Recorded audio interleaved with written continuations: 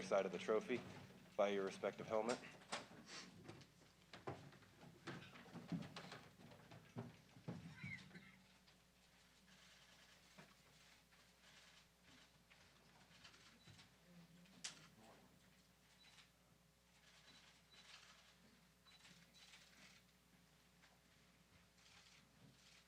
All right. Thank you, gentlemen. We will start with an opening statement from each coach, beginning with Coach Ferentz, and then we'll open it up for questions. First of all, just good morning to everybody. Appreciate everybody being here, and just want to start out by thanking everybody involved with the Citrus Bowl. It's been fantastic, starting with Steve Hogan, just done a great job, obviously, for many years with this. And our host at the hotel, we've had Chris, Pat, and Susan do a great job, too, making everybody feel really at home and just having a great experience. And we certainly feel like it's a privilege to be here. Our guys are excited to play in another game. I think everybody feels that way. And to earn a bowl bid like the Citrus Bowl, just really proud of that. And, again, feel very, very fortunate to be here and to play an opponent like Kentucky, who's just a highly competitive team, very successful, and been successful for quite some time. That's a big, big challenge for us, certainly. So, we got here last Sunday. Guys have had a great week overall, I think. Certainly, Orlando lends itself to a lot of great activities, and the committee does a great job of making those available to our players. So I think they've done a really nice job of enjoying what Orlando has to offer, the Citrus Bowl offers, and then obviously trying to prepare and get ready for the football game as well. So, that's really been our goal coming to any bowl game, is enjoy the venue we're at, but also get ready to play a good game. And, anytime you're in a bowl game like this, you're going to play an outstanding team, and that's the case. Our captains this week, and our permanent captains, our team voted on this a couple weeks ago, are Tyler Linderbaum on offense. We've got Jack Campbell on defense, Jack Kerner, Matt Hankins, and then Caleb Shudak is our special teams captain. Matt Hankins, as everybody, at least in the Iowa meeting, knows, had surgery a couple weeks ago, so he's obviously done. Terry Roberts will not make the game. He's been, had a nagging injury here for feels like about 4 months. It's been about 2, I think, but he's not going to be able to go, and Xavier Williams won't be able to go either. But otherwise, our entire team will be out there, and everybody's looking to, I think, ready to go about that. So. Just regarding Kentucky, again, we know we have our hands full. They're an outstanding football team. They've played well all season, got a lot of momentum coming into this game. And, you watch them, they're really impressive in every area. Offensively, defensively, special teams, very well coached. And they play hard, play tough, and, they play in a tremendous conference, obviously. So we know, we've got our hands full on that challenge. And then, we have our last practice today, just like Kentucky. We'll both hit the field today for one last workout, and then kind of kick into a game day mode, if you will. So I think we're all eager for that. And, again, just I think the thing about bowls, they're just a great, great reward. I've been around for a few of them now, and it just, and when Mark was a player, even in the 80s, they were really special. And I think that hasn't changed at all. And it's just a reward for a great season. So it's a tremendous opportunity for all the players on both teams to be involved in great activities, things you normally wouldn't get exposed to. And, we've had a great, great week. And it'll be better if we play well tomorrow. So, that's our goal, and we know it's going to be a tough challenge. I'll throw it back. Thank you. Thank you. To piggyback a little bit on Coach Ferentz, thank you to Steve Hogan, everybody involved in the Florida Citrus Bowl, first class. Treat us with great respect. It's the second time we've been here in a few years, and our players really enjoy it. So looking forward to getting to game day. Like Coach said, we will finish up our last practice here today and get ready to go. It's been a great week, but it's been a long week, and it's time to get going and get ready for this game. We're looking forward to the opportunity to play Iowa. I have great respect for Coach Ferentz. I've known Coach Ferentz for a long time in the Hawkeye program, being that I played there, so obviously I've followed them very closely and have great respect by the way they play, the way they're coached. They're extremely fundamental. They play extremely hard, and you always have an opportunity to win when you do that. Proud of our football team and the way we fought this year. Really, guys played very hard. They've been a joy to coach. So it's been a very good year, and looking forward to this last challenge here tomorrow. Our team is in relatively good shape. We'll see. We're going right down to the wire with a few guys as well as far as injury is concerned, but hopefully we'll be at full strength. So the guys have worked hard. They've enjoyed themselves. They really like being here.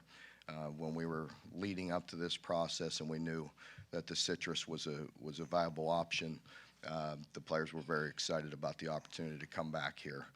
They really enjoyed themselves the last time they were here. Do you know you're going to play a great opponent coming from the Big Ten? So once again, we're excited. Guys have worked hard. I feel like we have a good balance of going through the week, enjoying the activities, enjoying Orlando, but also being very attentive in the meetings and having good quality practices. So it's that time, and we're looking forward to it. All right, we'll open up for questions. We'll start on the left. Kirk, Brian said that you guys have pretty much made up your mind at quarterback. Who will be the starting quarterback tomorrow? No, I guess you'll know at 1 o'clock, probably before that actually, but yeah, I really don't think it's that big a deal. I know it is to everybody been asked about it, but we have faith in both guys. Both have done a great job, and ultimately it's really more about how our team plays, quite frankly, and that's our goal, is to play good team offense and hopefully be able to move the ball and score some points. Second row back, same side. Scott, we can get the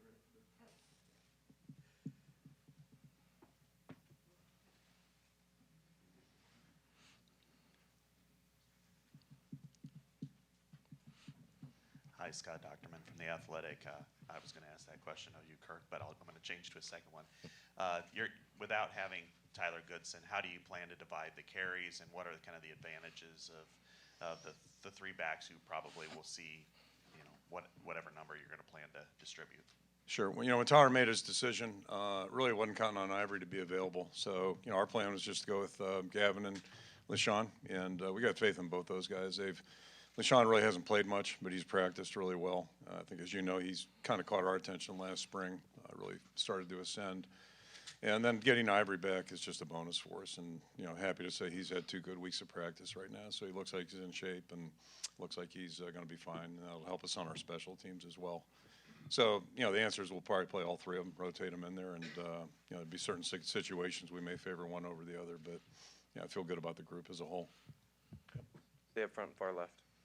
Coach Ferentz, kind of building on that, in this room, say about 5 years ago, we were having a conversation leading into the Citrus Bowl about Leonard Fournette missing games and stepping away, and everybody clutching their pearls about that, so to speak.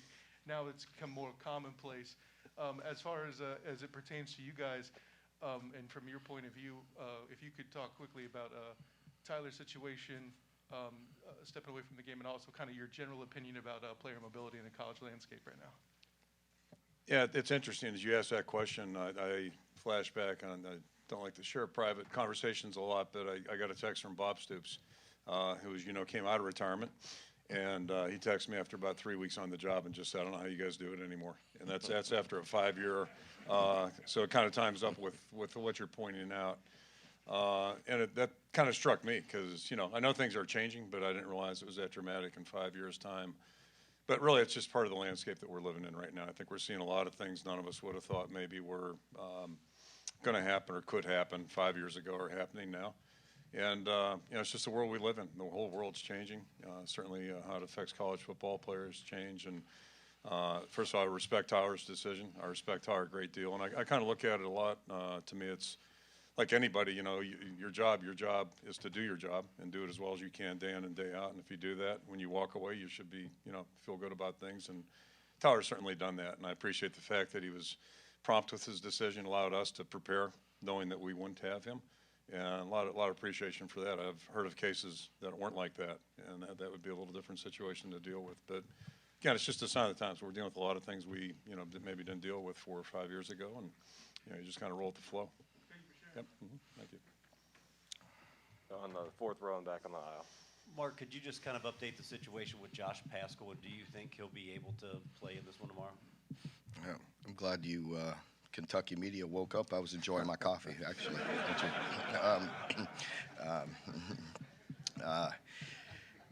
Josh is highly questionable. He really wants to play. but you know, I don't feel like I could play him with a clear conscience. He's given us everything, just like Coach said. You know, you talk about these guys laying it on the line for you every day for years. And Josh, you folks that cover Kentucky, you've heard me talk about it many times. But Josh is a guy that just absolutely empties his tank each and every practice, each and every game. He re-aggravated an injury and made it worse actually in the Louisville game, and then he had some other health issues that he couldn't travel with us. He just got down here a couple days ago, and to be honest with you, I think it's highly questionable for him to play. We're going to hop the aisle, stay on the same row on the right. For both of you guys, Coach Stoops, any favorite memory of Hayden Fry? And then Kirk, Yeah. Kirk, any favorite memory of Mark? Hayden Fry, well, we could tell you a few stories probably and get a kick out of him because he was such a beloved figure in Iowa for so long. Meant so much to my family. I think a memory that sticks out to me is the fact that Coach Fry, along with a few of his assistants, traveled to my father's funeral during the week when we're preparing to play Michigan. And at that point in time, just about every year, probably a lot like now, well, different sides of it, but at that point, it seemed like the winner of the Iowa-Michigan game had the upper hand to play in the Rose Bowl, a big football game, and he flew in that just to pay the respects to my mother and our family. It says an awful lot about him. He had a great impact on myself, my brothers, so many other players, and you see a lot of the characteristics that Hayden Fry started so many years ago still running with Coach Ferentz, and the way they run their organization, their first class and everything they do. And so, it's a special place. I guess, the quick one I've shared is, we Hey, had let's three not go there, Stoopses. Coach. Three Stoopses play for us, and so Mark was the last one in line, and when he was sitting in Bill Brazier's office, Bill was Hayden's longtime coordinator, defensive coordinator, an outstanding coach, outstanding man, and later in the meeting that day, he says, I had to keep telling myself that's a Stoops. I couldn't believe, we're recruiting this guy. Mark looked like he was 14 when he was coming out of high school, so. I wish I did now. And I saw the whole family down in Las Vegas when Bob was inducted in the Hall of Fame 3 weeks ago, whenever it was. And I was teasing, the oldest brother, Ron, is actually the youngest looking because he didn't get into college coaching. Right? That's right, exactly. Yeah, He's the smartest one out of all of us. That's right. We'll stay on the right and go up to the front row.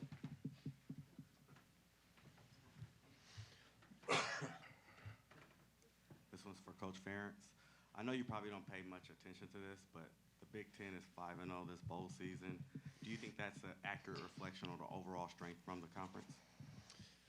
Yeah, honest answer is the only game I'm worried about is ours, quite frankly. Not to be self-centered, but that's really, my responsibility and our responsibility. But, we play in a great conference, and we knew that, especially knew it this year. Week in and week out, there were no easy games, and I think that's probably one thing I've noticed coming back, after a 9-year layoff from the Big Ten, just the competitiveness week in and week out. We've expanded. It's a tough conference, but, you look around college football, there are a lot of conferences. These guys play in a really tough conference also, and it's, I think that's one of the attractions of college football. There aren't not many layups out there, that's for sure, at least uncontested ones. Back over on the left, second row.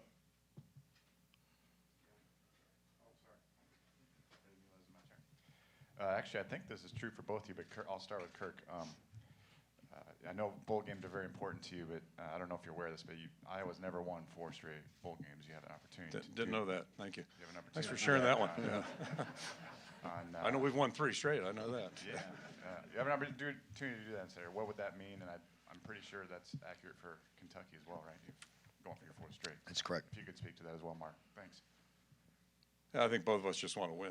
That's what you play for, and that's ultimately what you compete for. And it's not everything, but it makes a hell of a big difference. And my wife observed that about 35 or 38 years ago. It really gets down to that. And I think our goal is just to play as hard as we can, play as well as we can, and then you let the chips fall where they may. It's that. I'll throw a stat back at you. I think this is correct. We've been dogs in all but 2. Is that correct? And whatever it's been, 19 bowls, 18 bowls.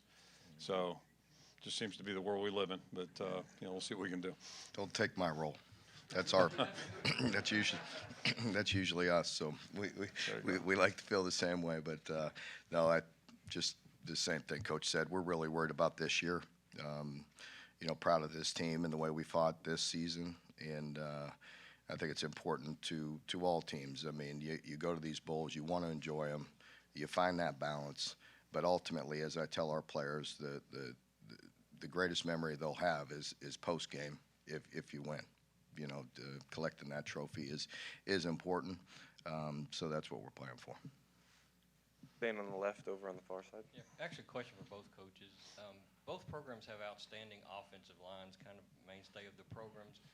In your opinion, what's the difference between a good offensive line and a really great offensive line? You're the expert on O-line play. But I will say for us, I've always felt that way, really going back to my college days. One thing about the offensive line is they kind of set the tone for your team. First of all, there's a large group of them. There's 15, 16, 17, 18 large men walking around all the time, and just with their attitude, their persona, the way they carry themselves, the attitude, the toughness that they carry kind of sets the tone for your team. So it's extremely important. Both leagues are a line of scrimmage league. You need to be good on both sides of the line of scrimmage, and it kind of starts there. So we've been fortunate, and I can remember Coach all the way back to him being a position coach the time I was there, and he kind of set the tone at the University of Iowa a long, long time ago. I will not date him on that, but it was a long time ago, and he did a great job with offensive line play, and we're proud to carry that tradition at Kentucky. We always want to be better, but you got to be big, you got to be physical, and that's certainly Iowa, and that's certainly something at Kentucky we're trying to be. Yeah, I'd echo that. It gives you a chance to win, and that and playing good defense and good special teams give you a chance to win any game and complement Kentucky's line. And there is a difference right now. We're not as veteran as we'd like to be. We have as good a centers as in the country, although they've got an outstanding center as well. And then we were a little bit we had a tough year outside of that, just in terms of we had a couple of guys, veteran players that were injured. So we played a lot of young guys this year, but we're 13 games into it now. We should be better. We should be more developed than we were back in September, and I think I've seen progress each and every day of practice with our group, and hopefully that'll show tomorrow. It's going to need to if we're going to have a chance in this game. Going all the way to the back on the aisle. Both coaches, this is Melissa Thomas with Florida National News. So my question for both of you is, given the turbulent year that was 2021, obviously a lot of these bowl games, it's usually the seniors that are playing. Kind of talk about the importance of you guys instilling leadership in those players and the leadership you've seen them exhibit with their teams. Thanks, Coach. It's extremely important. Leadership, neither team would be here without the leadership provided by our seniors in what goes on in our program. And I think that is going to carry through tomorrow. Again, finding that balance of coming here, enjoying yourself, but when you step on the practice field, when you step into meetings, being locked in to win the football game, I think it's extremely important. Once again, to the folks here, they put on a first-class bowl game. They expect a good game, and we certainly feel that obligation and look forward to the challenge. I think leadership, if you're going to have a good football team and nobody makes it to this bowl game without having a good team, this is such a prestigious bowl, you have to have leadership, and the best leadership comes from within. We do so much as coaches, set the tone, all that type of thing, that, when the players are the ones that, they play the game and they dictate the tempo of things in our building, on the field, but most importantly away from the building. And we've got a fairly young team. It really jumped out at me last spring, especially look at the pandemic. We had 70 guys that had never been through a spring practice that were out there on the field, 70 out of 100. But our leaders, our upperclassmen, have been really good, and that's given us a chance to have a successful year. And I think in football especially, football is so unique as a sport. It's one guy's not going to lead you to a championship. It's impossible in any level, pro, college, high school, whereas in other sports you can see that happen. And, we only get, 12, 13, 14 opportunities a year. We don't play 20 games or 30 games, 40 games. So it's more about the preparation It's more about the day-to-day, and I think that's, where the concept of teamwork and leadership, chemistry amongst each other, that's what determines the success of a team. And like I said, neither team would be here right now if they didn't have those characteristics, ingrained in the program. So, it's a real compliment to the players involved on both sides. Going back over to the left. Coach Ferentz, how do you talk to your team about getting the bad taste out of their mouth from the Big Ten championship and focusing on all the great things you did this year? That was our single message, and I repeated the same message twice, 2 separate meetings. Immediately following, our guys took a little break. We played on a Saturday. We met, I think, Tuesday morning, then circled back that weekend. And, first thing, it's like anything. It's like in season as well. You put it behind you. You learn from it. Anything you do, you learn from it. You examine it, learn from it, move on. And our focus has been, hey, we've had a great year. We've won 10 games. I think it's the 10th time in Iowa football history. Team's won 10 games and got an opportunity to win 11. So let's focus on that. We have a good team. We have great guys. Let's move forward. Put it behind us. And it's kind of like a corner that gets beat or an offensive tackle when everybody knows, who was that guy that got beat for the sack or the touchdown. You got to keep playing. So that's what we're going to do. And our focus is straight ahead. Outlook is always forward, Dave. Dwight Eisenhower, right? That's where it is. We're going over onto the right, second row. This is for both of you, if you would. Having both won 3 straight bowls, what's the difference in the months that follow in a program after you've won one as opposed to not winning or not even playing in one? Yeah, I'll say the next 3 days are pretty damn good. Because you don't have to work, all right? You're done. And, you can actually finally, for one time in the season, really enjoy things. And, because what we do, we're always kind of, like, as pertains to the last question, we're looking forward. What's the next challenge? What's the next thing to get ready, et cetera. This is the one time of year where you can really just, when we get on the plane tomorrow, I'll go home and there's no agenda, no itinerary. So it's going to be nice just to, look back a little bit. So, it's a hell of a lot better after one, I can tell you that. So, so you learn that when you're in 3rd grade, probably. So normally we have the 24-hour rule, right? Or really about 12. By the time we get home, we got to bury that game and get ready to go to work the next Sunday. So just like Coach said, maybe we can enjoy this one for 2 or 3 days. But I think that's the same thing, just momentum, maybe helping you a little bit, enjoying a little bit of time as we try to decompress and rest up a little bit and give your staff a little bit of time and your team a little bit of time, give you a little momentum heading into the winter and into the spring. But other than that, it's just like any other game. The highs are high and the lows are low. So always trying to end on a high note. Going to the back again on the aisle.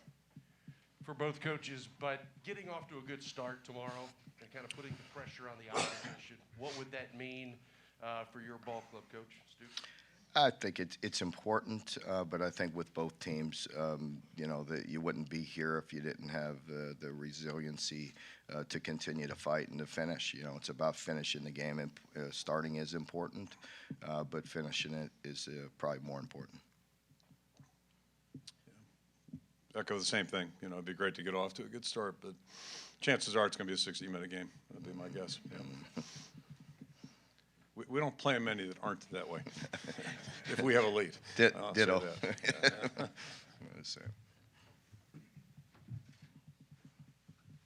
right. Mark, you've talked a lot about the transfer portal and just the realities of roster turnover. How important was it for you to let those guys who may already be in the portal still play and make this trip? It seems like several of those guys are here with you. Yeah, I thought it was important. Those guys helped us get here. They've worked extremely hard. They've been valuable members of our football team since they arrived on campus. If they wouldn't have been, they wouldn't be at this bowl game. So they're, as long as they're completely positive, working extremely hard, they deserve the opportunity to come here and enjoy some of this experience. Sometimes now in this new world we're in, it's mutual. You have hard conversations with guys. You give them the reality of what the situation is, and they make choices. So, I'm glad they're here. All the guys have worked extremely hard, and we want to help them land on their feet with a new opportunity. Up one row on the right in the blue.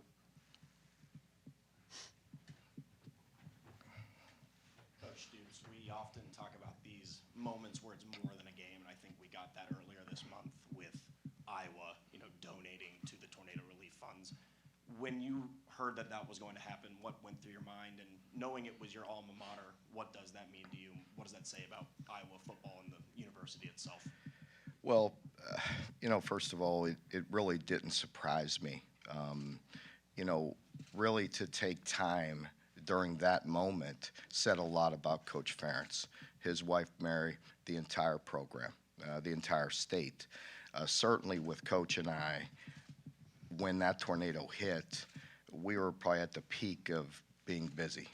The season is difficult, but the way this calendar falls right now, we're extremely busy during that time of year. And that tornado was so close to myself, and you have a tendency to get so wrapped up in what you're doing that you need to step out of that box and take a look at what's going on. And that was certainly for myself, and it was so close to me. But to have Coach reach out and do that, and people throughout the state, just says a lot about Iowa. Says a lot about Coach. It says a lot about Iowa football. It says a lot about the state, and it was greatly appreciated. Up one row on the right. Hi, Coach Ferentz, Annie Sabo, Big Ten Network. I know you haven't faced Kentucky, but you have seen guys like Will and Wandell in a Big Ten capacity. So can you kind of speak to? Yeah, thanks for reminding me. Yeah, can you speak to? They've gotten better too, by the way. Yeah. So Yeah. what kind of advantages are there to having faced them? I don't know if it's an advantage. We just, we know they're good players, and I'm serious. I think they're playing at a really high level right now.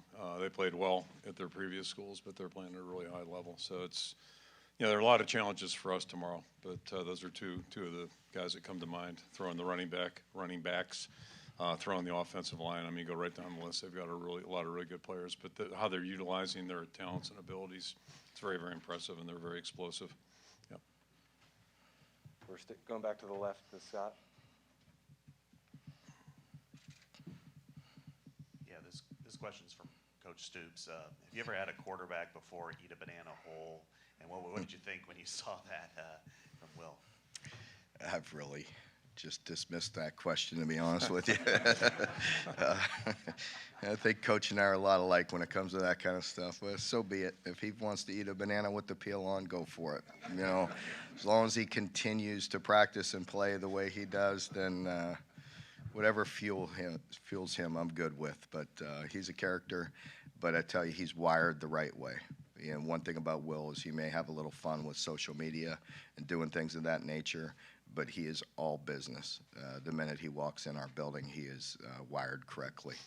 Probably puts too much pressure on himself. He really is a super competitive guy, works extremely hard in the meeting room, studies, works, plays that way, lays it on the line for his teammates. If he has to lower his shoulder and try to get tough yards, he'll do it. So he's really playing at a high level, and we're appreciative of that. Up in the front on the right. Mark, do you see many similarities between the way Iowa plays defense now under Phil Parker compared to when you guys played under Bill Brazier? I do. With Phil, and his staff and coach's staff and what they do and the way they play, I'll be honest with you. I'll tell you a story. When we first started, we were obviously finishing recruiting, and I knew we were playing the Hawks and all that, and then we started watching film, and immediately it put a smile on my face. Well, it was a frown and a smile, because the frown was, oh damn, they're pretty darn good, and but the smile was, I love the fundamentals of the game, and Phil in his defense and the entire program, you see that the minute you put on the film. So for me to go back and haven't competed against the Hawks in a long time, but seeing the black and gold and seeing the way they play fundamentally, just you have an appreciation as a coach. The greatest compliment you could give any coach is to put on that screen and you see the way they play. And they play extremely hard, and they play extremely fundamental, and their scheme is fantastic. So you put all that together, it's a pretty darn good product. Going back over to the left. Kirk, you touched on it a little bit, but could you describe him as a player? Not very good. I wasn't there for his whole career, Yeah. but no, he was an excellent football player. And I'll go back to Bob. Bob was the first Stoops I was introduced to, and Mark just mentioned Phil Parker. I always looked across the field at Phil Parker at Michigan State and thought he could be a Stoops. So my point is, like, all four of the guys I know, the three Stoopses, Mark included, and Phil, were smart, tough players. You know, they maybe weren't as gifted as some other guys. They didn't go on and have NFL careers, but they played the game the way it's supposed to be played. They really knew what they were doing, and they're physically and mentally tough. And Mark was the same way. Just had a great career, great leader, just an outstanding individual. And you know, the University of Iowa was, you know, just so fortunate to have Mark and his brothers, you know, have been former players, just great people. And I'm not surprised at all at the success everybody in that group has had in the profession, you know, coaching. It's great for coaching that they are involved. And not only as good coaches, but the kind of people they are. And that's probably more important in my opinion. Just time for a couple more. We're going to go on the back right.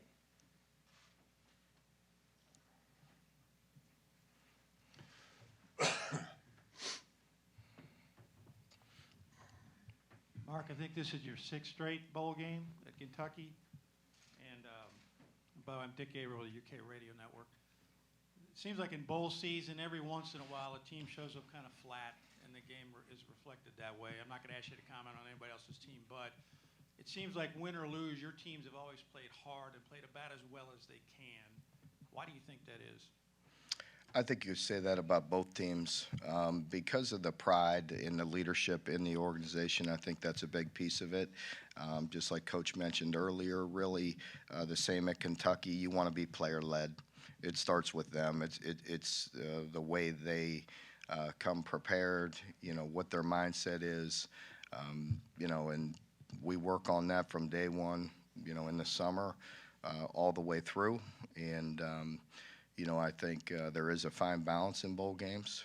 You want them to enjoy it, but again, there has to be a discipline, and you have to be serious when you get into the meeting room and on the practice field. And our players have responded. Hopefully, we'll do that again. All right, last question will be on the left, third row. Hey, for both of you, what is the trait about the other or about the other's teams that you maybe envy or wish you could replicate? For me, it's as I mentioned earlier, it's the respect I have for the way Iowa plays. I want opposing coaches to put on the film and feel the same way about our team. And that's a team that is fundamentally sound, that plays the game with great technique. There's a lot of cute stuff you can do, but it's about being physical and being fundamental and playing extremely hard. And yes, we have to put them in a position strategically to be successful.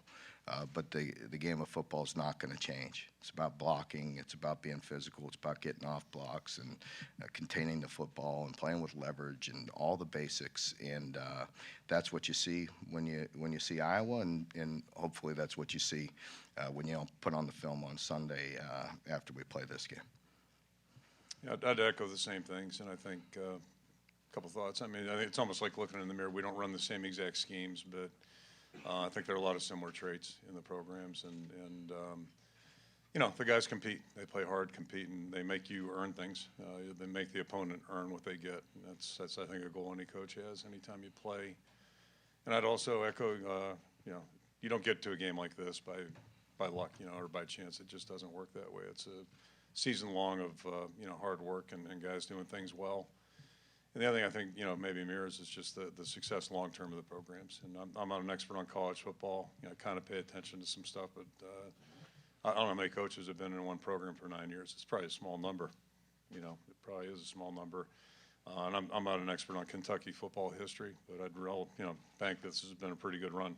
And I don't think that happens by accident. And I think both of us would agree a lot of that goes back to our roots, you know, in the 80s, you know, at Iowa. It just gave us a good foundation to build off of and at least have a clue, you know, what it takes to be successful on a continual basis. Gentlemen, thank you for your time. Good luck tomorrow. Thank you. Thank you.